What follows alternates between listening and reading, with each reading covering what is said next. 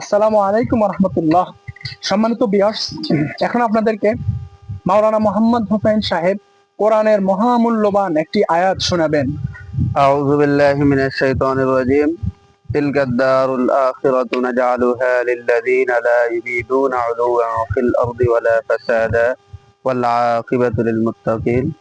আল্লাহ পাক রব্বুল আলামিন আয়াতে কারিমার মধ্যে বলেন, আমি আখিরাতের মধ্যে জান্নাত এবং জান্নাতের নাজ ও নিয়ামত ওই সমস্ত ব্যক্তিদের জন্যই সৃষ্টি করেছি যারা নিজের বড়ত্ব বোঝানোর জন্য আল্লাহর জমিনে ফিতনা ফাসাদ করে না, মারামারি করে না, হানাহানি কাটাকাটি রাহাজানি, একে অপরের ক্ষতি দুশ্মনী করে না।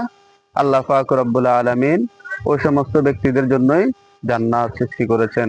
আল্লাহ পাক বলেন, ওয়ালা আকিবাতুল লিল মুত্তাকিন, আমি আখিরাতের কামিয়াবি মুত্তাকিদের জন্যই রেখেছি।